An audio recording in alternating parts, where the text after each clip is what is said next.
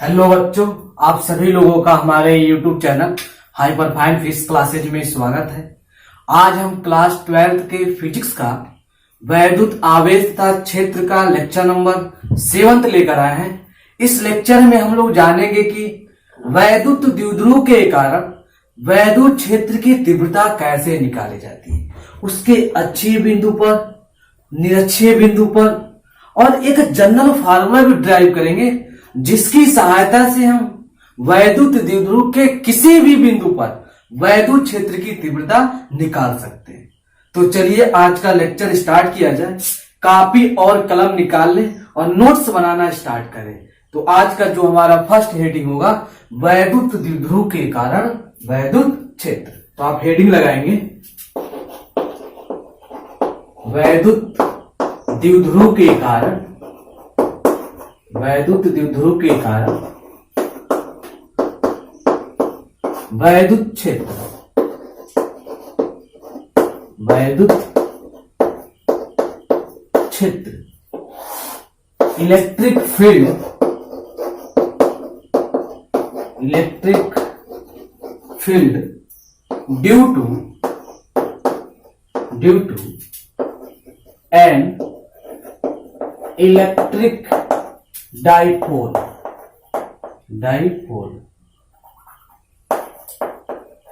Electric dipole. हमारे पास कोई एक वैद्युत द्विध्रुव है। उस वैद्युत द्विध्रुव के वजह से आपको बताना है वैद्युत क्षेत्र कितना होगा। मान लीजिए कि मेरे पास कोई एक वैद्युत द्विध्रुव ए और बी है, ठीक है, और इसका मध्य बिंदु ओ है, और इस वैद्युत द्विध्रुव के वजह से आपको इसके अक्षीय बिंदु पर, मान लीजिए कोई बिंदु सी है, यहां बताना है वैद्युत क्षेत्र कितना होगा। अक्षीय बिंदु किसे करते हैं? दोनों आवेशों को, इस पर बिंदु ए पर आवेश माइनस क्यू रखा गया है, बिंदु बी पर रखा गया प्लस क्यू।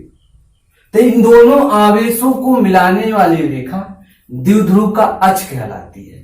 तो इसके अक्षीय बिंदु पर वैद्युत क्षेत्र की तीव्रता निकाल सकते हैं, और इस वैद्युत द्विध्रुव के लंबवत मान लीजिए कोई बिंदु सी है, इस निरक्षीय बिंदु पर वैद्युत क्षेत्र की तीव्रता निकाली जा सकती है। तो सबसे पहले हम इस वैद्युत द्विध्रुव के वजह से उसके अक्षीय बिंदु पर वैद्युत क्षेत्र की तीव्रता हम लोग ज्ञात करेंगे। तो छोटा सा हेडिंग होगा अक्षीय बिंदु पर। सबसे पहले हम लोग वैद्युत द्विध्रुव के कारण अक्षीय बिंदु पर वैद्युत क्षेत्र की तीव्रता ज्ञात करेंगे। तो हेडिंग होगा अक्षीय बिंदु पर, अक्षीय बिंदु पर at the axial point, axial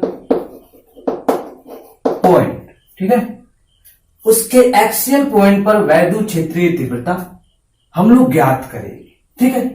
मान लीजिए कि मेरे पास एक वैद्युत द्विध्रुव ए और बी है, और इसका मध्य बिंदु ओ है, और बिंदु ए पर माइनस क्यू आवेश है, और बिंदु बी पर प्लस क्यू आवेश है।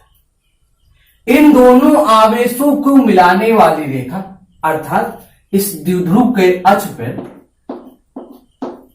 कोई बिंदु सी है जो वैद्युत द्विध्रुव के मध्य बिंदु से स्मॉल आर दूरी पर है, यानी जो बिंदु सी है वो स्मॉल आर दूरी पर बिंदु सी से है। और जो वैद्युत द्विध्रुव का लेंथ होता है 2l, उसको हम दो भागों में बांट दे रहे हैं। बिंदु ए से यल तक की दूरी स्मॉल एल लिख दिया जा रहा है, और बिंदु ओ से बी तक की दूरी स्मॉल एल हम ले लेते हैं। जो 2l लेंथ होता है उसको हमने दो भागों में बांट दिया। अब आपको बताना है कि इस वैद्युत द्विध्रुव के वजह से बिंदु सी पर वैद्युत क्षेत्र की तीव्रता कितनी होगी। थोड़ा फिगर के बारे में पहले लिख लें। माना वैद्युत द्विध्रुव ए बी के मध्य बिंदु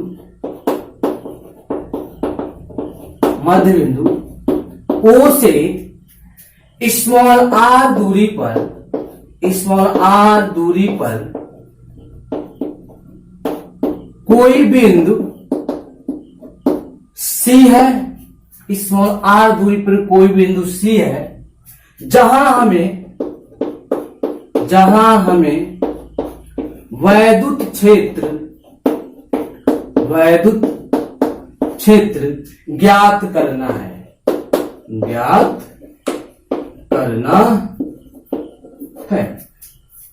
यानी इस वैद्युत द्विध्रुव के मध्य बिंदु O से स्मॉल r दूरी पर कोई बिंदु C है और हमें बताना है कि इस वैद्युत द्विध्रुव की वजह से बिंदु C पर वैद्युत क्षेत्र की तीव्रता कितनी होगी। हम देख रहे हैं कि यहां पे वैद्युत द्विध्रुव में दो बिंदु आवेश है, एक माइनस Q, दूसरा प्लस Q। अब बिंदु C पर आपको बताना है वैद्युत क्षेत्र, तो ये दो बिंदु आवेश एक बहुल आवेश का केस बन जा रहा है। अब बहुल आवेश के केस में वैद्युत क्षेत्र की तीव्रता अध्यारोपण के सिद्धांत से सॉल्व की जाती है। अध्यारोपण के सिद्धांत के अनुसार माइनस Q आवेश कितना वैद्युत क्षेत्र बना रहा है वह ज्ञात कर लें, प्लस Q आवेश बिंदु C पर कितना वैद्युत क्षेत्र बना रहा है वह ज्ञात कर लें, और बिंदु C पर परिणामी वैद्युत क्षेत्र के लिए दोनों का सदिश योग कर लें। तो सबसे पहले हम देखें कि माइनस Q कितना वैद्युत क्षेत्र बना रहा है। अब देखिए, क्योंकि बिंदु A पर माइनस Q आवेश रखा गया है, तो इस माइनस Q आवेश के वजह से बिंदु C पर वैद्युत क्षेत्र दिशा किस दिशा में मिलेगी बताइए। दिशा किधर होगा, हमने आपको पहले बताया भाई माइनस आवेश है ना, माइनस आवेश के वजह से वैद्युत क्षेत्र दिशा अंदर की तरफ होता है ना, अंतःमुखी होता है। यानी इस माइनस Q आवेश की वजह से वैद्युत क्षेत्र कहां हमें मिलेगा, अंदर की तरफ मिलेगा, यानी इस दिशा में। बिंदु A पर रखा गया है तो इसको नाम दे देते हैं हम E A दे देते हैं, ठीक है, E A दे देते हैं। अब प्लस Q आवेश की बात करते हैं। बिंदु B पर जो रखा गया आवेश प्लस Q है, यह बिंदु C पर वैद्युत क्षेत्र किस दिशा में बनाएगा, ये धनावेश है, और धनावेश के कारण वैद्युत क्षेत्र दिशा बहिर्मुखी बाहर की तरफ होता है। यानी बिंदु C पर वैद्युत क्षेत्र कहां बनाएगा, बाहर की तरफ बनाएगा, यानी EB कहां हो जाएगा, बाहर की तरफ होगा। अब हम परिणामी वैद्युत क्षेत्र की बात करते हैं कि बिंदु C पर परिणामी वैद्युत क्षेत्र किस दिशा में हमें मिलेगा। अब देखिए, हम देख रहे हैं कि जो बिंदु B है और C, इसके बीच की दूरी की तुलना में बिंदु A काफी दूरी पर है। हालांकि जो बिंदु A पर आवेश रखा गया है और जो बिंदु B पर आवेश रखा गया है, इन दोनों आवेशों के परिमाण सेम है, लेकिन दूरी क्या है, अलग अलग है। बिंदु B पर जो रखा गया आवेश प्लस Q है, इससे C की दूरी इसके तुलना में कम है। इसका मतलब यह कि जो बिंदु B पर रखा गया आवेश है, बिंदु C पर प्रबल वैद्युत क्षेत्र बनाएगा। किसके तुलना में, बिंदु A पे रखा गया जो आवेश माइनस Q है, इसके तुलना में जो प्लस Q आवेश है बिंदु C पर प्रबल वैद्युत क्षेत्र बनाएगा। यानी जो प्रबल वैद्युत क्षेत्र बना रहा है उसकी जिधर दिशा होगी, परिणामी वैद्युत क्षेत्र भी उसी दिशा में जाएगा। जैसे मान लीजिए हम यहां पे खड़े हैं, अब कोई व्यक्ति हमको 10 न्यूटन का फोर्स लगा के इधर से खींच रहा है, अब कोई व्यक्ति 5 न्यूटन का फोर्स लगा के इधर से खींच रहा है, तो हम किधर खींच के चले जाएंगे, जो अधिक हम पर बल लगा रहा है उसकी दिशा में खींचकर चले जाएंगे। यानी हमारा जो परिणामी बल कार्य करने लगेगा, जो अधिक बल हम पर लगा रहा है उसकी तरफ कार्य करने लगेंगे। ठीक उसी प्रकार यहां पर बिंदु B पर जो रखा गया आवेश प्लस Q है, इसका प्रभाव ज्यादा है बिंदु C पर, और ये बिंदु C पर बाहर की तरफ जा रहा है, तो परिणामी किधर जाएगी, वो भी बाहर की तरफ जाने लगेगी। यानी कहां चली जाएगी, E की दिशा बाहर की तरफ हो जाएगी परिणामी की। चलिए अब हम माइनस Q की वजह से कितना वैद्युत क्षेत्र मिल रहा है उसका परिमाण कितना है निकाल लें, और प्लस Q वजह से कितना निकल रहा है निकाल लें, और दोनों का सदिश योग कर लें। चलिए तो माइनस Q आवेश के कारण बिंदु C पर वैद्युत बिंदु सी पर वैद्युत क्षेत्र, बिंदु सी पर वैद्युत क्षेत्र माइनस क्यू वाई इस बिंदु ए पर रखा है, इसके वजह से वैद्युत क्षेत्र क्या है, ई ए है। तो क्या हो जाएगा, ई ए बराबर के और आवेश का परिमाण और बीच की दूरी, यानी बिंदु ए से सी तक की दूरी हमें चाहिए। दूरी तो हमको नहीं पता है, लेकिन हाँ ओ से सी तक की दूरी हमको पता है, कितना है, स्मॉल आर है, ठीक है। और ओ से सी तक की दूरी में ओ ए को जोड़ दिया जाए तो ये पूरा लेंथ हम लोग कवर कर सकते हैं, यानी ए से ओ तक का लेंथ कितना है, स्मॉल एल है, यानी आर प्लस एल क्या हो जाएगा, बिंदु ए से सी तक का दूरी हो जाएगा। यानी हम लिख सकते हैं ये दूरी कितना हो जाएगा, आर प्लस एल, ये हो जाएगा बिंदु सी से सी तक का दूरी हो जाएगा, ठीक है, सी तक का दूरी हो जाएगा। ए से सी तक की दूरी क्या हो जाएगी, आर प्लस एल हो जाएगी।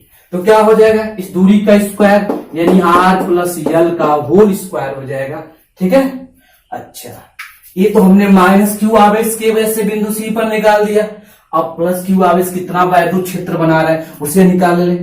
तो क्या हो जाएगा, प्लस क्यू आवेश के कारण, आवेश के कारण बिंदु सी पर, बिंदु सी पर वैद्युत क्षेत्र, बिंदु सी पर वैद्युत क्षेत्र कितना मिलेगा, इसके वजह से बी पर रखा गया ना, ईबी है इसके लिए।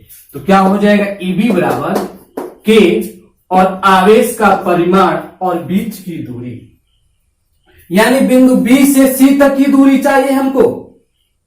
हम देख रहे हैं कि ओ से सी तक की दूरी क्या है, आर है, और ओ से बी तक की दूरी क्या है, एल है। यदि बी सी चाहिए तो हम आर में से इतना निकाल दें तो इतना दूरी बच जाएगा, यानी इस स्मॉल आर में से स्मॉल एल निकाल दिया जाए तो बी से सी तक की दूरी हमको मिल जाएगी, यानी बी से सी तक की दूरी कितनी हो जाएगी, आर माइनस एल हो जाएगा, ये दूरी हो जाएगा, ठीक है। आर माइनस एल, बी से सी तक की दूरी हमको मिल जाएगी। तो क्या हो जाएगा, ये इसका स्क्वायर हो जाएगा, यानी आर माइनस एल का होल स्क्वायर हो जाएगा। हमने अलग अलग आवेश की वजह से बिंदु सी पर कितना वैद्युत क्षेत्र बनना है वह ज्ञात कर दिया। अब हमको क्या निकालना है, बिंदु सी पर परिणामी वैद्युत क्षेत्र निकालना है। परिणामी के लिए क्या करना पड़ेगा, दोनों का सदिश योग करना पड़ेगा। तो आगे कार्य करते हैं हम लोग। चलिए, बिंदु सी पर, बिंदु सी पर परिणामी वैद्युत क्षेत्र, परिणामी वैद्युत क्षेत्र, बिंदु सी पर परिणामी वैद्युत क्षेत्र क्या है, कैपिटल ई है। देख रहे हैं, कैपिटल ई कितना हो जाएगा, एक सदिश इधर जा रहा है, दूसरा सदिश इधर जा रहा है, और दोनों सदिशों को जोड़ना है। कैसे जोड़ेंगे, क्लास 11th में सदिश ए हो सदिश बी हो तो कैसे जोड़ते थे, इसको या तो त्रिभुज नियम से या समांतर चतुर्भुज नियम से जोड़ा जाता था। सदिश विश्लेषण क्लास 11th में आपने पढ़ा होगा। तो परिणामी क्या होता था, आर बराबर A square plus B square plus 2ab cos theta आता था। जब दो सदिशों को जोड़ते थे तो परिणामी क्या होता है, A square plus B square plus 2ab cos theta. और थीटा किसके बीच का कोण है, सदिश ए और बी के बीच का कोण है। तो यहां पर हम देख रहे हैं कि एक सदिश इधर जा रहा है और दूसरा सदिश इधर जा रहा है, तो बीच का कोण कितना हो जाएगा, सदिशों के बीच यहां कितना कोण बनेगा, 180 डिग्री का कोण बनेगा। तो यहां पे थीटा का मान क्या रखना पड़ेगा, 180 रखना पड़ेगा। तो चलिए इसके लिए सॉल्व करते हैं हम लोग। ये तो हमने आपको डिवाइड के लिए बताया, इसके लिए कार्य कर रहे हैं हम लोग। यहां पर देख रहे हैं कि एक सदिश इधर जा रहा है, दूसरा सदिश इधर जा रहा है, और दोनों को जोड़ना है। तो परिणामी क्या हो जाएगा, E A square plus E B square plus 2EA E B और कॉस थीटा हो जाएगा। और थीटा कितना है बाबू, बच्चों पे थीटा कितना है, 180 डिग्री का कोण बनना है, यानी थीटा जो है 180 डिग्री है। और कहां से 180 का मान कितना होता है, -1 होता है, यानी ये क्या हो जाएगा a square plus B square minus 2ab हो जाएगा, यानी a माइनस बी का होल स्क्वायर बन जाएगा। और होल स्क्वायर बनेगा तो स्क्वायर रूट से बाहर निकल के क्या आएगा, a माइनस बी बाहर निकल के आ जाएगा, यानी इसको हम लिख सकते हैं e बराबर बाहर निकल के क्या हो जाएगा हमको बाहर निकल के आएगा ये EB माइनस ई ए आ जाएगा, परिणामी वैद्युत क्षेत्र निकल के यह आ जाएगी। हमको EB और EA का मान पता है, मान रख दिया जाए यहां से। EB का मान कितना है, EB का मान कहां है, यहां निकालना है। क्या मान दिया गया है, K Q by R minus L का whole square minus K Q by R plus L का होल स्क्वायर। EB और ए का मान हमने रख दिया। इन दोनों में कॉमन क्या दिख रहा है, इन दोनों में कॉमन के दिख रहा है, कॉमन ले लिया बाहर। E बराबर क्या हो जाएगा, के क्यूब को कॉमन ले लेंगे तो क्या बचेगा, देखिए के क्यूब कॉमन ले ली और इसका गुणा यहां कर देंगे और इसका गुणा यहां कर देंगे तो क्या हो जाएगा ये इक्वेशन, ये हो जाएगा आर प्लस एल का होल स्क्वायर और माइनस इसका गुणा यहां कर दिया जाए आर प्लस एल का होल स्क्वायर हो जाएगा। और नीचे देखिए एक ब्रैकेट में a माइनस बी, दूसरे में a प्लस बी, यानी a square minus B square का फार्मूला बन जा रहा है, यानी नीचे लिख सकते हैं इसको R square minus L square का होल स्क्वायर लिख सकते हैं। ठीक है, चलिए इसको ओपन कर दिया जाए होल स्क्वायर को तो क्या मिलेगा, a प्लस बी के होल स्क्वायर ओपन कीजिए, यानी R square plus L square plus 2RL हो जाएगा। बाहर माइनस है तो अंदर के सभी चिन्ह बदल जाएंगे तो क्या हो जाएगा R square minus L square और प्लस हो जाएगा माइनस 2RL और नीचे क्या हो जाएगा, नीचे हो जाएगा R square minus L square का होल स्क्वायर हो जाएगा। अच्छा ऊपर कुछ टर्म कट रहा है, देखिए आर स्क्वायर से आर स्क्वायर कैंसिल हो जाएगा, एल स्क्वायर से एल स्क्वायर कैंसिल हो जाएगा और क्या बच्चा हमारे पास 2RL और 2RL, ये दोनों आपस में जुड़ जाएंगे तो फाइनली जो रिजल्ट हमें मिलेगा वो क्या मिल जाएगा, के क्यू 4RL भाई क्या हो जाएगा R square minus L square का होल स्क्वायर हो जाएगा। इसको और सही तरीके से अरेंज किया जाए तो इस इक्वेशन को हम ऐसे भी लिख सकते हैं 2KR 2 Q into 2L by लिख सकते हैं R square minus L square का whole square. Q into 2L को क्या बोला जाता है बच्चों, वैद्युत द्विध्रुव आघूर्ण हम आपको पढ़ा चुके हैं, इसी को तो Q इंटू 2L को कैपिटल P बोला जाता है, इसे ही तो वैद्युत द्विध्रुव आघूर्ण बोला जाता है कैपिटल P, यानी इसके जगह पे हम कैपिटल P लिख सकते हैं, यानी जो वैल्यू हो जाएगी E बराबर हो जाएगा 2KRP by R square L square का होल स्क्वायर हो जाएगा। ये जो वैद्युत क्षेत्र हमने निकाला, इस वैद्युत द्विध्रुव के कारण बिंदु C पर निकाला। कहा निकाला हमने, ये बिंदु C पर हमने वैद्युत क्षेत्र निकाला है। अब हम जानते हैं कि वैद्युत क्षेत्र एक सदिश राशि है तो इसका सदिश रूप हम लोग लिख दें। अच्छा देखें कि P और E एक ही दिशा में है कि विपरीत दिशा में। अच्छा E कहां है भाई, E परिणामी वैद्युत क्षेत्र हमें इस दिशा में मिल रहा है। अब P की दिशा कहां होगी, ये माइनस क्यू आवेश है, इस पर प्लस क्यू आवेश रखा गया है तो वैद्युत क्षेत्र दिशा का वैद्युत द्विध्रुव की दिशा कहां होती है, ऋणावेश से धनावेश की तरफ, यानी ऋणावेश इधर है धनावेश इधर है, ये P का दिशा कहां होगा, इस दिशा में होगा, यानी ऋणावेश से धनावेश की तरफ। E की दिशा कहां है, वो भी सेम दिशा में, यानी E और P एक ही दिशा में है तो इसका सदिश रूप क्या हो जाएगा, सदिश रूप जो होगा वह हो जाएगा E बराबर क्या है यहां पे, हाँ 2KRP by R square plus L square का होल स्क्वायर, माइनस है ना, माइनस है, माइनस का होल स्क्वायर हो जाएगा। यह इसका वेक्टर फॉर्म है ना, सदिश रूप निकल के आ गया, ये इसका सदिश रूप है। ठीक है, अब देखिए, अब मान लीजिए कि जो वैद्युत द्विध्रुव है इसकी लंबाई बहुत छोटी हो जाए, मतलब इस आर की तुलना में यदि ये जो वैद्युत द्विध्रुव का जो लेंथ है बहुत छोटा हो जाए तब बिंदु सी पर वैद्युत क्षेत्र कितना होगा। यदि इसको मैं नीचे बता देता हूं यहां पे, यदि R is greater than L हो तो मतलब यह कि R की तुलना में L बहुत छोटा हो और छोटी क्वांटिटी का स्क्वायर, जब किसी छोटी क्वांटिटी का स्क्वायर कर देते हैं तो वह क्वांटिटी और छोटी हो जाती है, अर्थात हम L स्क्वायर को 0 मान सकते हैं, है ना। क्या मान सकते हैं? 0। यानी क्या हो जाएगा, यहां से लिख सकते हैं L स्क्वायर 0 माना जा सकता है। तब इक्वेशन इससे जो इक्वल टू 2 KRP लिखे हैं, क्या मिल जाएगा ये इक्वेशन? ये इक्वेशन हो जाएगा कुछ इस प्रकार, E बराबर 2 KRP बाई, ये तो क्वांटिटी 0 हो गई, R स्क्वायर है, R का फिर स्क्वायर यानी R की पावर 4 हो जाएगा। क्या हो जाएगा? R की पावर 4। ये R है, ठीक है, R की पावर 4 हो गया। एक R से एक R कैंसिल हो जाएगा तो रिजल्ट क्या आ जाएगा? 2K और P बाई R क्यूब आ जाएगा।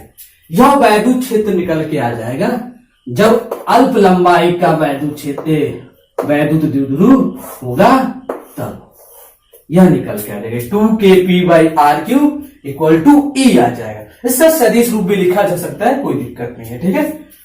तो इसे आप फटाक से नोट करें, वीडियो पहुंच कर फटाक से नोट करें। हाँ, मिटाया जाए, चलिए मिटाते हैं इसे, ठीक है।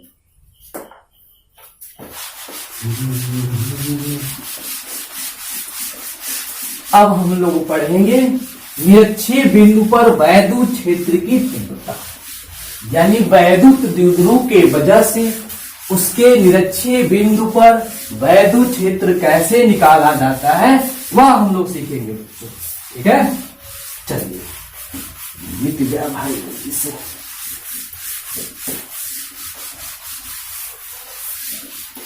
हाँ, अब जो हमारा हेडिंग होगा, अब निरक्षीय बिंदु पर निकालेंगे, ठीक है।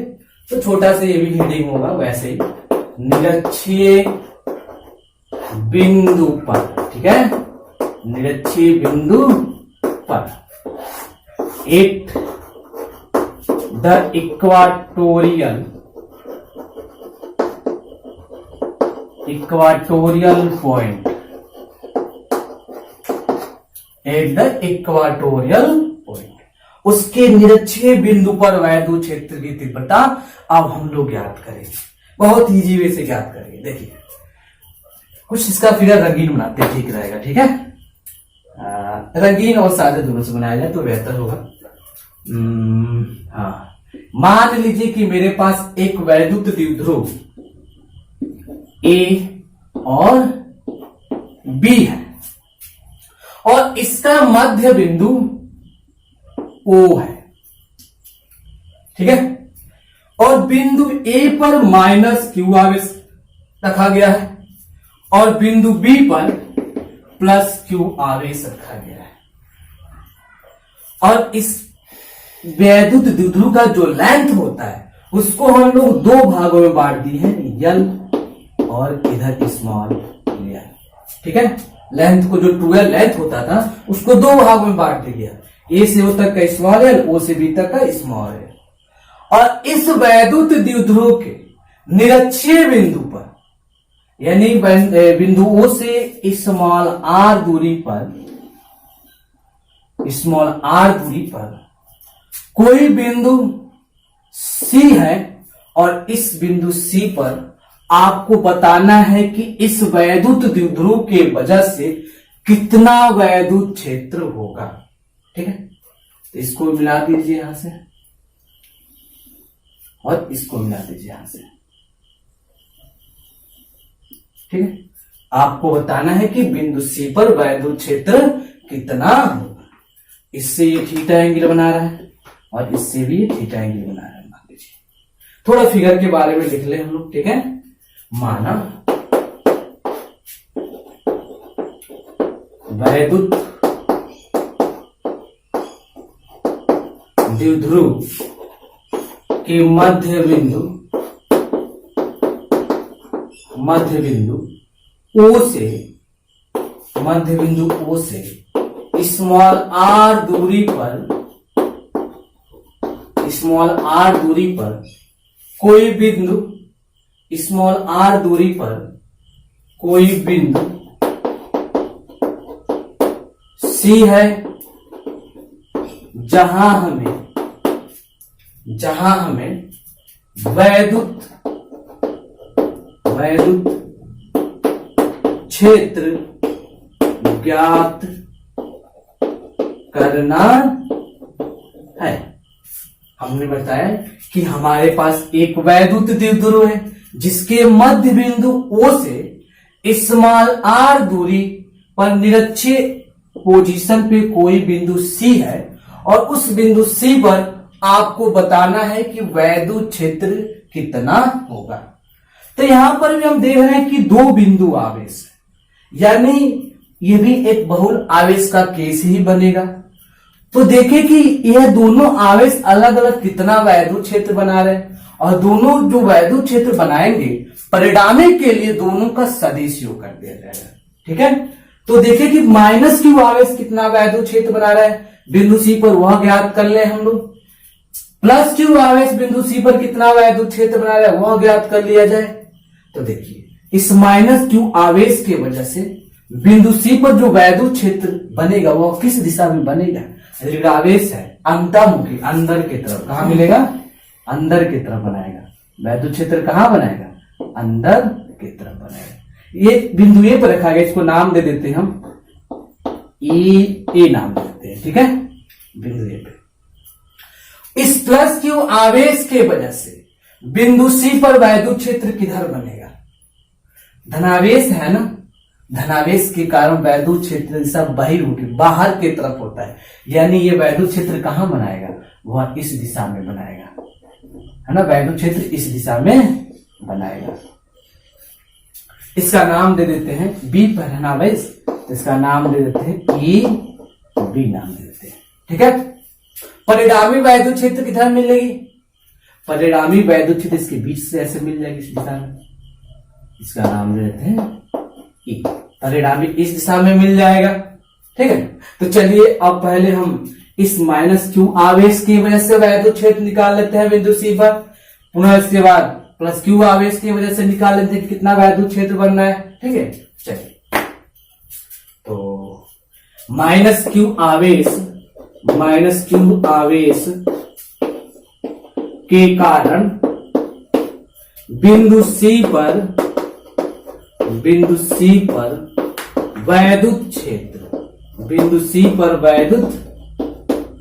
क्षेत्र कितना हो जाएगा, बिंदु सी पर वैद्युत क्षेत्र, यानी माइनस क्यू आवेश बिंदु ए पर रखा गया, वैद्युत क्षेत्र इसके लिए क्या है, ए है, यानी ए बराबर के और आवेश का परिमाण और बिंदु ए से सी तक की दूरी हमें चाहिए, जो हमको नहीं पता है तो उसको निकाल लिया जाए। हम देख रहे हैं कि यह एक समकोण त्रिभुज है, तो पाइथागोरस थ्योरम से ये हमारा कर्ण है, ये क्या है, थीटा के सामने भुजा लंब होगी तो ये आधार हो जाएगा, यानी लंब आधार कर्ण, यानी कर्ण को निकालना है। तो पाइथागोरस थ्योरम यह बताता है कि कर्ण का जो वर्ग होता है शेष दो भुजाओं के वर्गों के योगफल के बराबर होता है। तो ये जो दूरी है कितना निकल के आ जाएगा पाइथागोरस प्रमेय से, आर का स्क्वायर प्लस यल का स्क्वायर हो जाएगा। सिमेट्री के कारण ये जो लेंथ है इस लेंथ का इक्वल है और आर यल इसके लिए भी सेम वैसा ही है, तो ये लेंथ भी सेम उतना ही आएगा, R square plus L square ही आएगा। चलिए काम बन जाएगा हमारा। अब हमें निकालना ए से सी तक की दूरी पता चल गई, इस दूरी का स्क्वायर करेंगे तो square root cancel, square root हट जाएगा, तो क्या हो जाएगा, R square plus L square हो जाएगा। ठीक है, चलिए इसको इक्वेशन में फर्स्ट डाल देते हैं नाम इसका। ठीक है, अब इस प्लस क्यू आवेश की वजह से बिंदु सी पर कितना वैद्युत क्षेत्र बनना है वह ज्ञात कर लिया जाए। तो प्लस क्यू आवेश के कारण बिंदु सी पर बिंदु सी पर वैद्युत क्षेत्र, बिंदु सी पर वैद्युत क्षेत्र, इसके लिए क्या हो जाएगा, ई बी हो जाएगा। कितना हो जाएगा कि आवेश का परिमाण और बीच की दूरी, इसके लिए दूरी same, R square plus L square, square root में स्क्वायर रूट कैंसिल हो जाएगा, इसका स्क्वायर किया जाएगा तो क्या हो जाएगा, ये R square plus L square का होल स्क्वायर केवल ये होगा।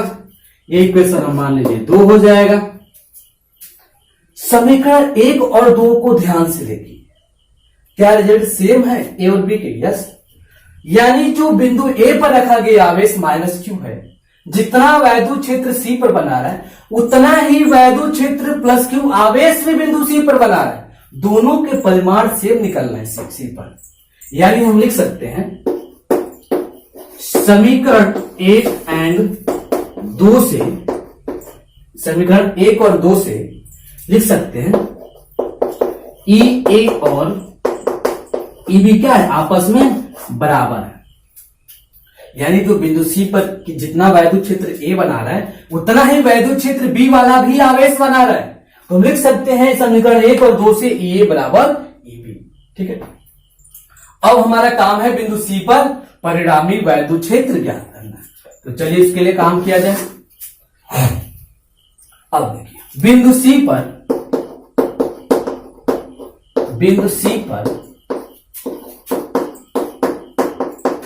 परिणामी वैद्युत क्षेत्र, परिणामी वैद्युत क्षेत्र कितना हो जाएगा बच्चों, बिंदु सी पर परिणामी वैद्युत क्षेत्र, एक सदिश इधर जा रहा है दूसरा सदिश इधर आ रहा है, और दोनों सदिशों को जोड़ना है, और ये बीच का जो एंगल है हमको नहीं पता कैसे जोड़ा जाए, हमको ये बीच वाला कोण नहीं पता है और दोनों सदिशों को जोड़ना है। तो कैसा करते हैं, इस सदिश का वियोजन कर देते हैं। तो क्लास 11 में सदिशों का वियोजन आपने पढ़ा हुआ।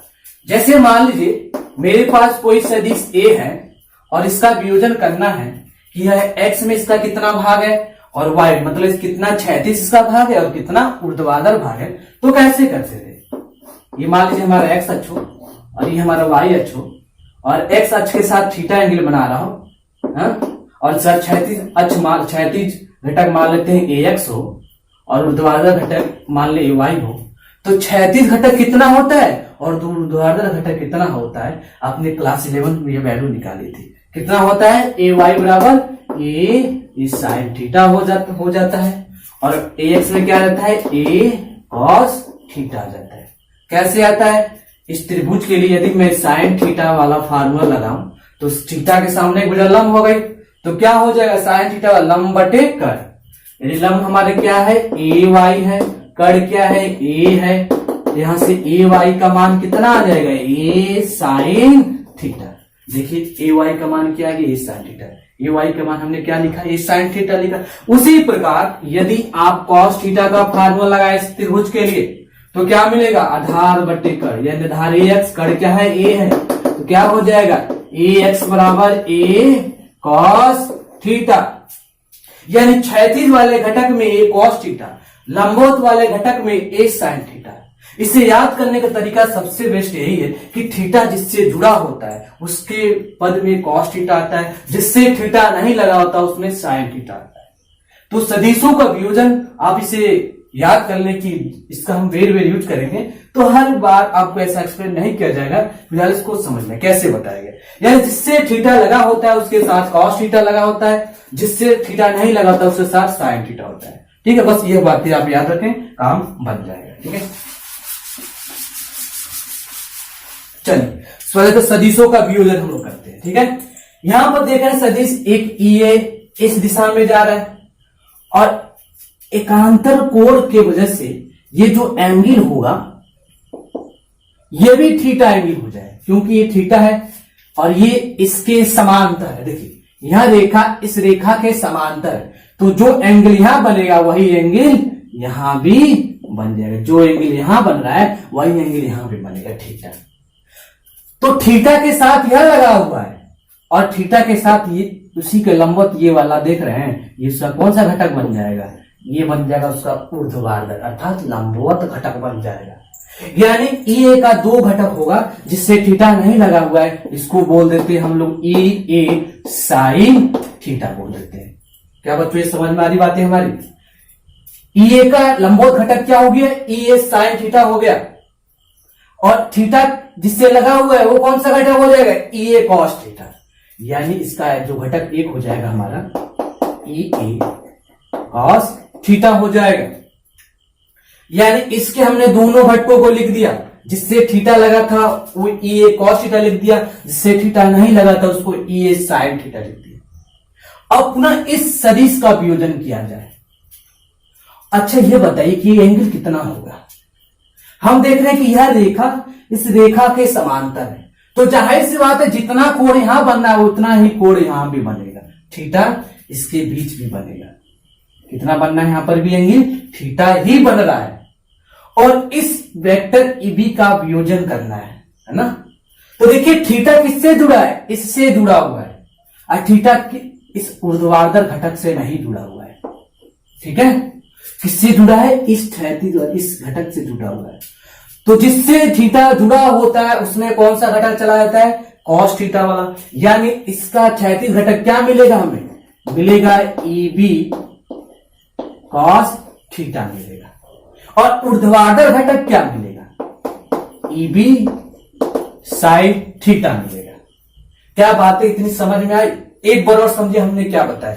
हमने बताया ये जो सदिश ई ए है उसके हम लोग वियोजन कर सकते हैं। थीटा जिससे जुड़ा होता है उसमें कॉस थीटा आता है, यानी थीटा जिससे लगा हुआ है इधर लगा है ना, तो हमने उसका एक घटक ई ए कॉस थीटा लिख दिया।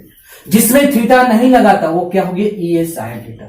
सेम इसी प्रकार ईबी का हमने वियोजन किया, थीटा इससे लगा था तो क्या बन गया? ईबी कॉस थीटा क्षैतिज घटक। जिससे थीटा नहीं लगा था उसमें क्या आ गया? ईबी साइन थीटा आ गया।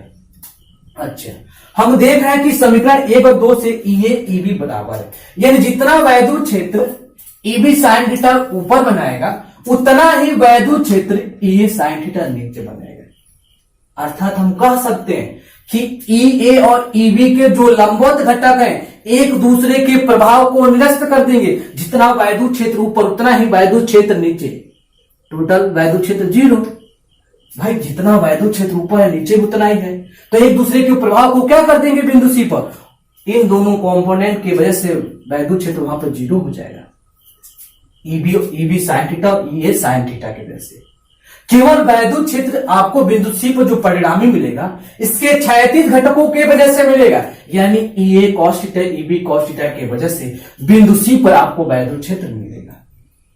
और दो सदिश एक ही दिशा में जा रहे हैं, जब दो सदिश एक ही दिशा में जाते हैं तो परिणामी कितना आता है? जैसे मान लीजिए कि सदिश मेरे पास कोई ए हो और सदिश बी हो, और इन दोनों को जोड़ा जाता है तो परिणामी क्या आता है? A square plus B square plus 2ab cos theta आता है। ठीक है, थीटा दोनों सदिशों के बीच का कोण होता है। अब मान लीजिए कि दोनों सदिश एक ही दिशा में जाएंगे तो थीटा का मान कितना होगा बच्चों? 0 हो जाएगा। थीटा का मान कितना होगा? 0 हो जाएगा। जैसे ही थीटा का मान 0 रखेंगे तो ये 2ab हो जाएगा, यानी A square plus B square plus 2ab, यानी ए प्लस बी का होल स्क्वायर बन जाएगा। अब रूट स्क्वायर रूट से बाहर क्या निकल के आएगा? ए प्लस बी आ जाएगा। यानी दोनों सदिश आपस में क्या हो जाएंगे? जुड़ जाएंगे। कब? जब दोनों सदिश एक ही दिशा में जाएंगे तब। यानी यहां पर हम देख रहे हैं कि ए कॉस थीटा और ई बी कॉस थीटा एक ही दिशा में, जिस वजह से दोनों के कंपोनेंट आपस में क्या हो जाएंगे? जुड़ जाएंगे। इसके अनुसार ए प्लस बी के अनुसार तो क्या हो जाएगा? देखिए बिंदु सी पर जो वैद्युत क्षेत्र हमें मिलेगा ई ए बराबर ई ए कॉस थीटा हो जाएगा और ई बी कॉस थीटा हो जाएगा। और समीकरण नीचे देखिए ई ए ई बी के आपस में बराबर है। जब इसको बराबर किया जाएगा तो रिजल्ट कैसा मिलेगा? ई बराबर 2a हो जाएगा, 2a कॉस थीटा हो जाएगा। ठीक है, अच्छा हमको कॉस थीटा का मान इस त्रिभुज से ज्ञात करना है, तो ज्ञात कर सकते हैं। कॉस थीटा का मान यही ज्ञात कर देते हैं। क्या उधर ज्ञात करें? यही ज्ञात कर देते हैं। देखिए कॉस थीटा का मान निकालना है ना, कॉस थीटा मान लो थीटा यह है, ये कर्ण है, ये लंब है, ये आधार है। तो cos थीटा बराबर क्या होता है? आधार बटे कर्ण होता है। इसमें आधार क्या है? यल है ना, कर्ण क्या है? ये square root R square plus L square, R square plus L square है ना, इसका ये हो। यानी cos थीटा का जो मान आया क्या निकल के आया? L square by square root R square plus L square निकल गया। यानी cos थीटा की जगह पे यह लिखा जा सकता है, ई एक के जगह पे इनमें से कोई भी वैल्यू रख सकते हैं क्योंकि दोनों के रिजल्ट क्या है? सेम है। तो क्या हो जाएगा?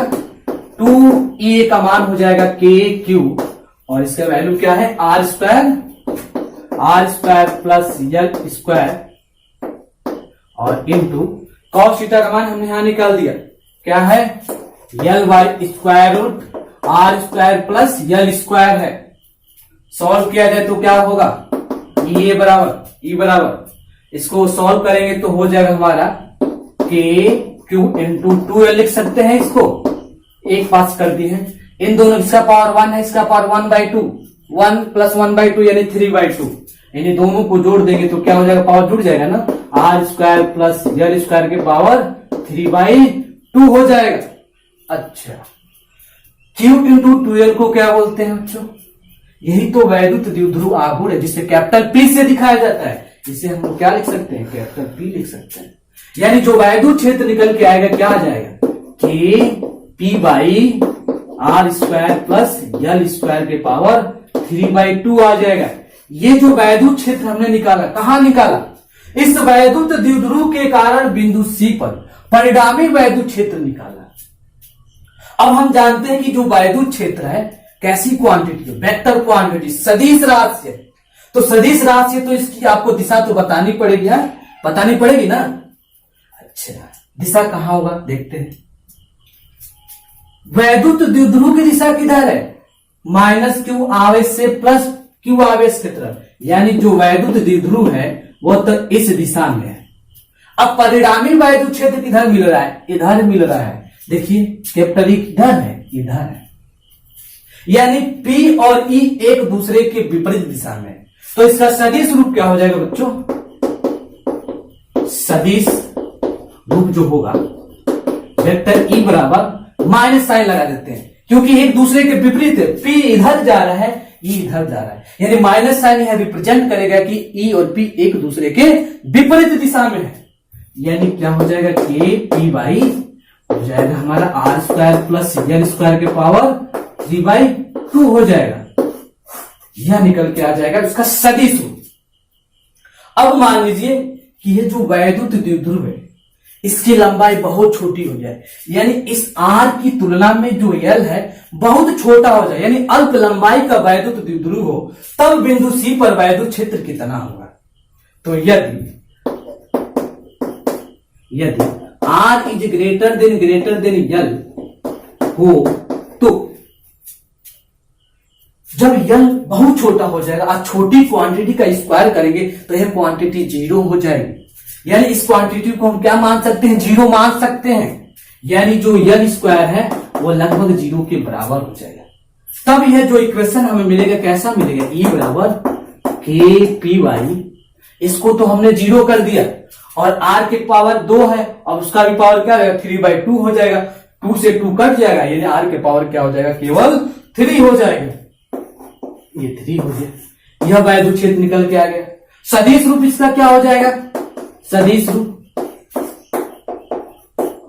रूप इसका हो जाएगा E बराबर माइनस के पी बाई, और ये भी सेम 0 वैसे ही हो जाएगा। आप लिख सकते हैं R क्यू लिख सकते हैं। ये इसका सदिश रूप यह मिल जाएगा। क्या ये बातें आपको समझ में आई? हमने कैसे बताया इसको? ठीक है, उम्मीद करते हैं आपको समझ में आया होगा, क्योंकि बहुत इजी वे से आपसे बताने का हम प्रयास किए हैं। फटाक से नोट कर लें। एक और लास्ट टॉपिक है जिसको हम लोग कवर कर लेते हैं इसी लेक्चर में, ठीक है, क्योंकि वीडियो काफी लंबा हो जाएगा। न्यूमेरिकल हम लोग अगले लेक्चर में लगाएंगे इस टॉपिक के। फिलहाल इसको आप नोट करें वीडियो पॉज करके। तो हाँ, मिटा दे इसे, वीडियो पॉज करके फटाक से नोट कर लें, मिटाते से। लास्ट टॉपिक इस लेक्चर का कवर किया जा रहा है, ठीक है।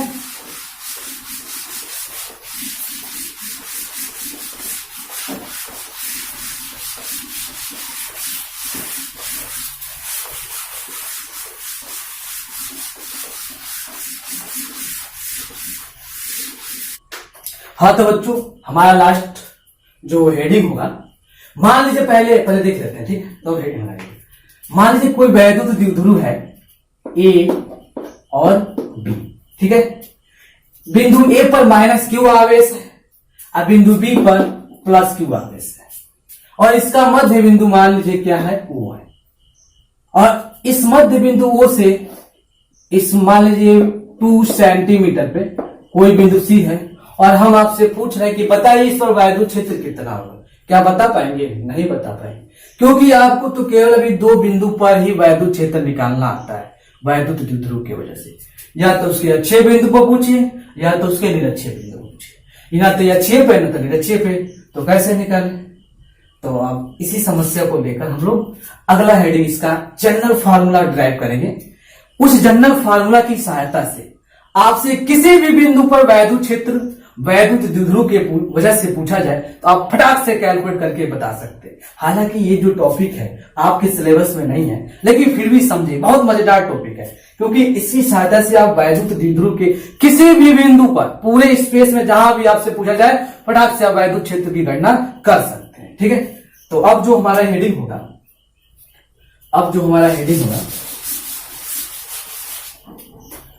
व्यापक सूत्र, ठीक है, इसी का व्यापक सूत्र हम पढ़ेंगे, ठीक है। व्यापक सूत्र, जनरल फार्मूला,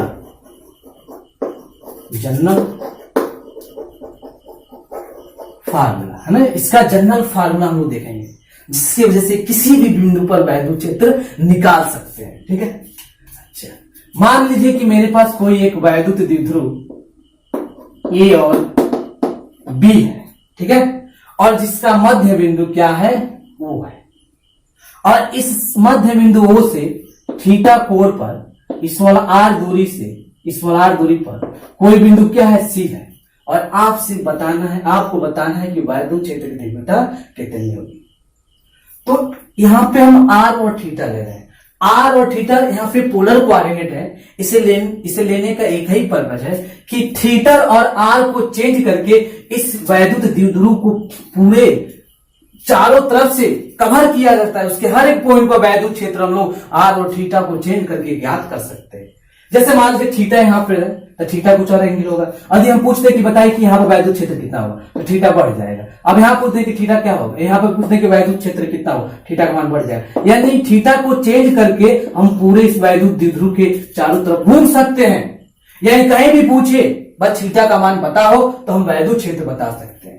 दूसरा, इस आर को चेंज करके मान ऐसे वहां पूछ दें तो आर को बढ़ाकर कहीं पूछ लीजिए, यहां पूछ लीजिए, यहां पूछ लीजिए, जहां मन करे आप पूछ लीजिए। आर को चेंज करके आगे पीछे हर एक पॉइंट पर हम लोग वैद्युत क्षेत्र ज्ञात कर सकते हैं, ठीक है। यानी यदि आपसे यहां पूछते हैं तो आर का मान स्वयं कर देंगे, यहां पूछे, कहीं भी पूछा जाए आपसे, यानी इस वैद्युत द्विध्रुव के पूरे स्पेस को आर और थीटा को चेंज करके वैद्युत क्षेत्र ज्ञात किया जा सकता है, ठीक है। इस फिगर को थोड़ा मिटाया जाए, अच्छा फिगर बनाया जाए, ठीक है। चलिए देखिए फिगर बनाते हैं। मान लीजिए कि मेरे पास एक वैद्युत द्विध्रुव, हालांकि जो वैद्युत द्विध्रुव है अल्प लंबाई का है। ये जो फार्मूला हम लोग जनरल फार्मूला डिराइव करेंगे अल्प लंबाई के वैद्युत द्विध्रुव के लिए करेंगे, ठीक है। तो मान लीजिए बिंदु ए यहां पर है, बिंदु बी यहां पर है। बिंदु ए पर माइनस क्यू आवेश रखा गया है, बिंदु बी पर प्लस क्यू आवेश रखा गया है, और इसका मध्य बिंदु क्या है, ओ है, ठीक है। मध्य बिंदु क्या है, ओ। इस मध्य बिंदु ओ से थीटा कोणीय स्थिति पर स्मॉल आर दूरी पे कोई बिंदु सी है, और बताना है कि वैद्युत क्षेत्र का मान इस वैद्युत द्विध्रुव के वजह से कितना होगा। अच्छा, वैद्युत द्विध्रुव की दिशा कहां होगी, इस दिशा में होगी, यानी सदिश P कहां है, इधर है, ठीक है। वेक्टर P जो है इस दिशा में। अच्छा, थोड़ा फिगर के बारे में लिख लिया पहले, चलिए थोड़ा फिगर के बारे में लिख लिया जाए। हाँ, माना वैद्युत द्विध्रुव के मध्य बिंदु O से स्मॉल आर दूरी पर थीटा कोणीय थीटा कोणीय स्थिति पर, थीटा कोणीय स्थिति पर कोई बिंदु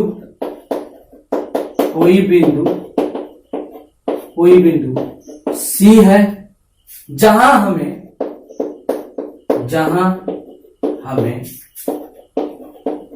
वैद्युत क्षेत्र ज्ञात करना है। यानी इस वैद्युत द्विध्रुव के मध्य बिंदु O से स्मॉल r दूरी पर थीटा कोणीय पर कोई बिंदु C है और बताना है कि वैद्युत क्षेत्र का मान कितना वहां पर होगा। ठीक, अच्छा, अब हम क्या करते हैं, जो वेक्टर P है, जो सदिश P है, इसका वियोजन करते हैं। अब वियोजन आप जानते हैं कि जिससे थीटा लगा होता है उसके में कॉस थीटा आता है, और जिससे थीटा नहीं लगा होता है उसमें साइन थीटा आता है। तो इस सदिश का वियोजन किया जाएगा तो क्या होगा, देखिए थीटा इसे लगा है ना, ये सदिश इधर P कहां जा रहा है, P की दिशा यह है, ठीक है, P आपका इस दिशा में जा रहा है, तो इस P का हमें वियोजन करना है। तो थीटा इससे लगा हुआ है तो क्या हो जाएगा, P cos थीटा हो जाएगा, P cos थीटा हो जाएगा ये, ठीक है। और जिससे थीटा नहीं लगे इसका ऊर्ध्वाधर घटक कुछ ऐसे होगा इस दिशा में। देखिए एक सदिश ऐसे जा रहा, दूसरा सदिश इधर, यानी ये क्षैतिज घटक हो गया, ये लंबवत घटक हो जाएगा। तो ये घटक क्या हो जाएगा, P sin थीटा हो जाएगा। चलिए थोड़ा इस फिगर को आगे तक बढ़ाएं तो बात और समझ में आएगी आपको, ठीक है। अब बातें क्लियर हो रही है। यानी यह रेखा इस पर क्या है, लंबवत, मतलब इस पर यह रेखा क्या है, लंबवत है। यानी इस P का दो घटक हो गया, P cos थीटा और P sin थीटा। क्षैतिज घटक P cos थीटा हो गया और ऊर्ध्वाधर घटक P sin थीटा हो गया। अब इस वेक्टर P को भूल जाइए। अब यह कितना वैद्युत क्षेत्र बिंदु C पे बना रहा है वह ज्ञात कर लिया जाए, और इसके वजह से बिंदु C पर कितना वैद्युत क्षेत्र बन रहा है वह ज्ञात कर लिया जाए, और परिणामी के लिए दोनों का सदिश योग कर दिया जाए। अच्छा ध्यान से देखिए, तो जो P cos थीटा है, इस P cos थीटा के लिए बिंदु C अच्छे बिंदु का कार्य कर रहा है। जैसे मान लीजिए कोई वैद्युत द्विध्रुव जब हमारे पास होता था, माइनस को यहाँ पे प्लस की आवेश से, इन दोनों रेखाओं को मिलाने वाली रेखा को क्या अक्ष बोलते हैं। इसके अक्ष पे कोई बिंदु मान लीजिए C है और वैद्युत द्विध्रुव इधर जा रहा है, यानी उसी के दिशा में बिंदु C है। यानी कोई यहां पे हमारा क्या है, बिंदु C है जो क्या है, द्विध्रुव के अक्ष पर है। तो यहां पर देख रहे हैं P cos थीटा इधर जा रहा है और उसी के सीध में कोई बिंदु C है, तो बिंदु C इस P cos थीटा के लिए अच्छे बिंदु का कार्य कर रहा है। यानी P cos थीटा में से जो वैद्युत क्षेत्र तीव्रता मिलेगी वह अच्छे बिंदु वाली मिल जाएगी। अच्छा चलिए तो समझ में आ गई। अच्छा P sin थीटा की बात की जाए तो P sin थीटा को यदि ध्यान से देखा जाए, इसको यदि आगे तक बढ़ाया जाए तो ये रेखा इस पर लंबवत है। यानी P sin थीटा के लिए जो बिंदु C है वह निरक्षीय वाला पॉइंट काम करने लगेगा, निरक्षीय बिंदु वाला कार्य करने लगेगा।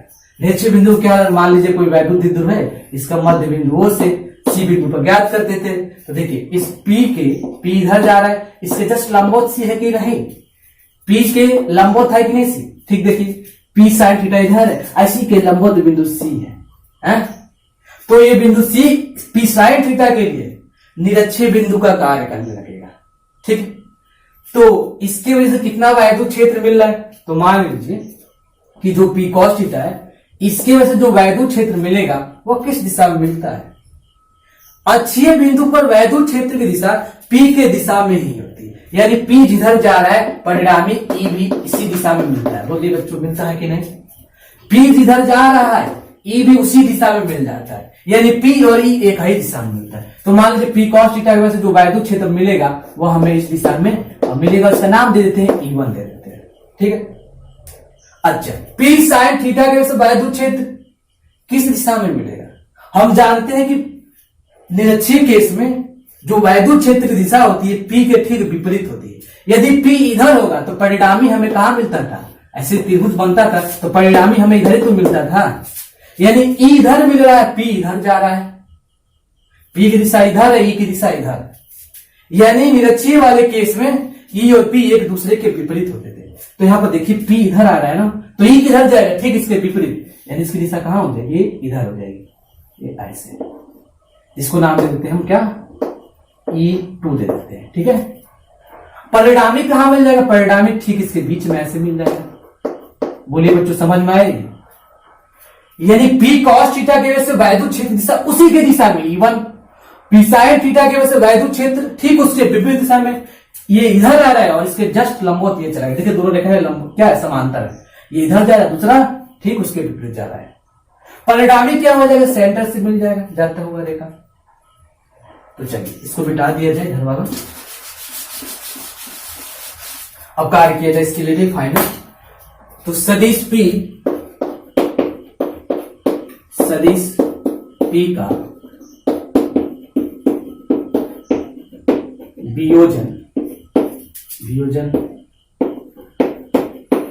करने, सदिश P का जो हमने वियोजन सही से लिख दिया जैसे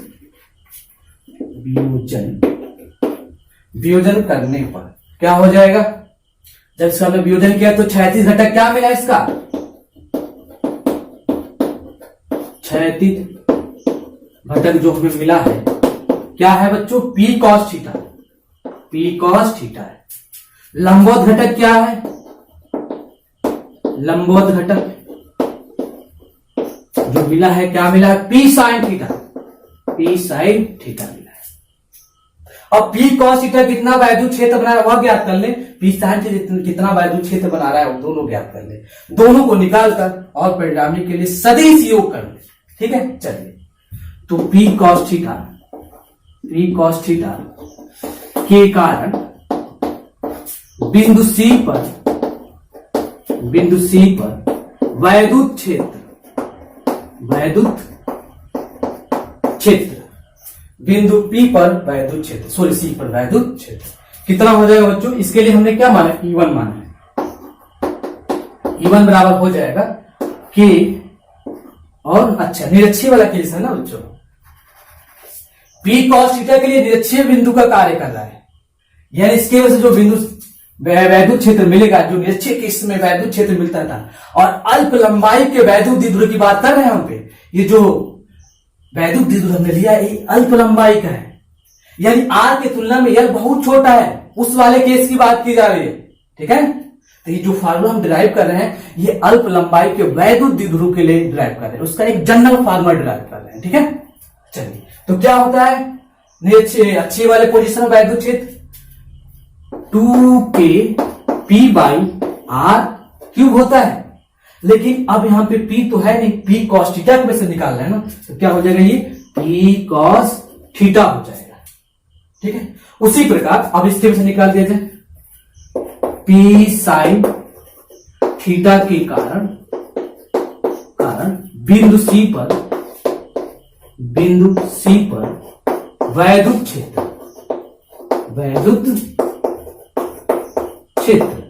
क्या हो जाएगा बच्चों, बिंदु C पर वैद्युत क्षेत्र, इसके लिए क्या हो जाएगा, E2 बराबर, इसके लिए क्या होता था, P sin थीटा के लिए कैसा काम कर रहा है बिंदु C, निरक्षीय वाला, तो इसके लिए वैद्युत क्षेत्र क्या हो जाएगा, K P/R³, लेकिन यहाँ पे P तो होगा नहीं, किसके लिए निकालना है, P sin थीटा के लिए निकालना है, तो क्या हो जाएगा, P sin थीटा हो जाएगा।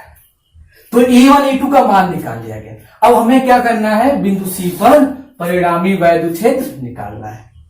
तो परिणामी के लिए क्या करना पड़ेगा, दोनों सदिशों को जोड़ना पड़ेगा, एक सदिश इधर जा रहा है, दूसरा सदिश इधर जा रहा है, यानी यह एक दूसरे के लंबवत है। यहां पर हम क्या देख रहे हैं कि ये दोनों सदिश एक दूसरे के लंबवत है, यानी दोनों सदिशों के बीच हमें एंगल बताया 90 डिग्री का बनना है और दोनों सदिशों को जोड़ना है। तो बिंदु C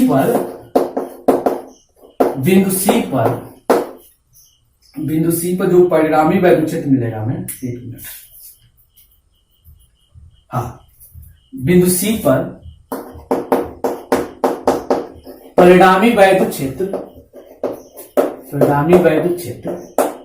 क्या हो जाएगा बच्चों, बिंदु C पर परिणामी वैद्युत क्षेत्र E बराबर दोनों सदिशों को जोड़ना है, E1 का स्क्वायर प्लस E2 का स्क्वायर प्लस 2 E1 E2 और cos थीटा। और थीटा कितना है दोनों सदिशों के बीच 90 डिग्री है, जहां थीटा कितना है 90 डिग्री। आकाश 90 का मान कितना होता है बच्चों 0 होता है, यानी ये टोटल टर्म क्या हो जाएगा, जब 0 भरेंगे तो 0 हो जाएगा, क्योंकि cos 90 का मान हम जानते हैं 0, तो ये टोटल वैल्यू 0 हो जाएगी। यानी जो E बराबर हमें मिलेगा, क्या मिलेगा, वह मिलेगा E1 का स्क्वायर प्लस E2 का स्क्वायर। E1 और E2 का मान आप जानते हैं, निकाल चुके हैं E1 E2 का मान, दोनों मान भरिए और स्क्वायर कीजिए। चलिए हाँ, क्या हो जाएगा, E1 का मान कितना है 2kp cos थीटा, नीचे क्या है r3, और इसका क्या करना है स्क्वायर करना है प्लस, और इसका मान कितना है E2 का मान यहां पे kp sin थीटा बाई क्या है r3, और इसका भी क्या करना है स्क्वायर करना है। ठीक है, दोनों का हमने स्क्वायर कर दिया।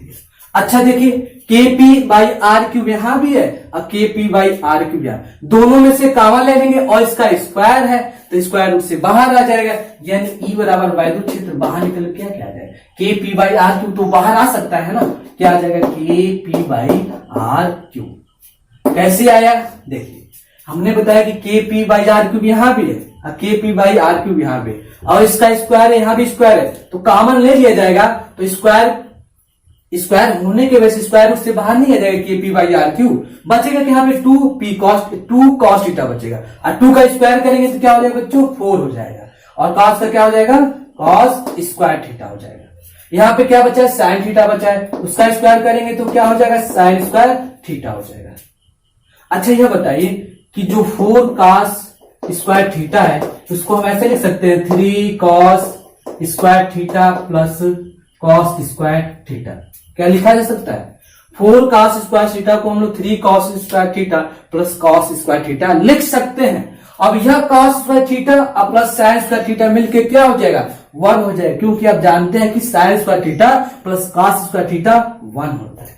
यानी ये जो रिजल्ट है कुछ इस प्रकार हो जाएगा kp बाई आर क्यूब, और यह वाला sin थीटा इसको हम जैसे लिखेंगे तो ये cos थीटा मिलके 1 हो जाएगा, यानी 3 cos स्क्वायर थीटा प्लस 1 हो जाएगा। यह बिंदु C पर जनरल फार्मूला निकल के आया इस वैद्युत द्विध्रुव के कारण। यानी यदि हमको P R और थीटा का मान पता हो तो इस वैद्युत द्विध्रुव के किसी भी बिंदु पर वैद्युत क्षेत्र की तीव्रता निकाली जा सकती है। अच्छा चलिए इस रिजल्ट का हम लोग वेरीफाई करते, देखते क्या जो हमने निकाला है एक्चुअल में सही निकला है कि नहीं। अब देखते हैं कि थीटा को 90 कर देते हैं। थीटा को जब 90 करेंगे तो कौन सा केस बनता है वैद्युत द्विध्रुव के लंबवत कौन सा केस बनता है निरक्षीय वाला।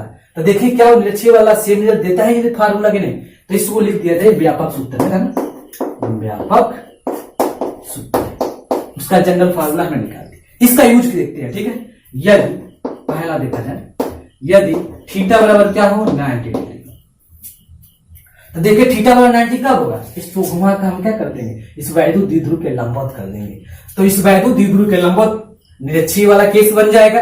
और निरक्षीय वाले केस में आप जानते हैं कि वैद्युत क्षेत्र कितना मिलता है अल्प लंबाई के वैद्युत द्विध्रुव के कारण कितना मिलता है kp बाई आर क्यूब। अब देखते हैं कि ये फार्मूला उतना ही देता है कि नहीं रिजल्ट, रिजल्ट को चेक करते हैं। चलिए थीटा का मान क्या बनना है 90, आकाश 90 का मान कितना होता है बच्चों 0, यानी यह वैल्यू क्या हो जाएगा 0 हो जाएगा, यानी हम लिख सकते हैं E बराबर kp बाई आर क्यूब लिख सकते हैं, और यह वैल्यू तो 0 हो जाएगा। थीटा का मान जैसे ही 90 भरेंगे cos 90 के मान 0 होती है, टोटल वैल्यू 0 यानी 0 प्लस 1 सॉल्व करेंगे तो क्या हो जाएगा kp बाई आर क्यूब। क्या निरक्षीय वाले केस में यही वैद्युत क्षेत्र मिलता था, यस निरक्षीय वाले केस में वैद्युत क्षेत्र हमें यही मिलता था, यानी जो हमने फार्मूला ड्राइव किया सही चल रहा है, ये काम कर रहा है। अच्छा चलिए एक और पोजीशन देखते हैं, मान लीजिए थीटा को 0 कर देते हैं, पहले इसको हमने 90 किया, अब इसको क्या करना है थीटा को 0 कर दे रहे हैं, यानी वैद्युत द्विध्रुव के अक्ष पे आ जाएगा, बिंदु C कहां आ जाएगा वैद्युत द्विध्रुव के अक्ष पे आ जाएगा। अब वैद्युत द्विध्रुव के कारण उसके अक्ष में जो वैद्युत क्षेत्र की तीव्रता हम निकालते हैं कितना आता है 2kp बाई आर क्यूब आता है। अब देखते हैं कि जब इसको 0 किया जा रहा है क्या रिजल्ट वही दे रहा है, चलिए चेक करते हैं। यदि थीटा बराबर क्या हो 0 डिग्री हो, तब देखा जाए इस फार्मूले से क्या होता है, E बराबर KP/R³ हो जाएगा। और अंदर क्या हो जाएगा 3 cos स्क्वायर थीटा है, थीटा का मान हमने क्या भरा 0, तो इसका मान तो 1 हो जाएगा, यानी 3 + 1 क्या हो जाएगा, ये 3 + 1 हो जाएगा। सॉल्व करेंगे तो क्या हो जाएगा बच्चों, 3 + 1 4 हो जाएगा, अब 4 स्क्वायर रूट से क्या बाहर निकल के आएगा 2 आएगा, यानी क्या हो जाएगा 2KP/R³ होता है। अच्छा बच्चों ये बताइए कि अच्छे वाले केस में वैद्युत क्षेत्र की तीव्रता हमें क्या यही मिलती थी, बिल्कुल अच्छे वाले केस में यही वैद्युत क्षेत्र की तीव्रता मिलती थी।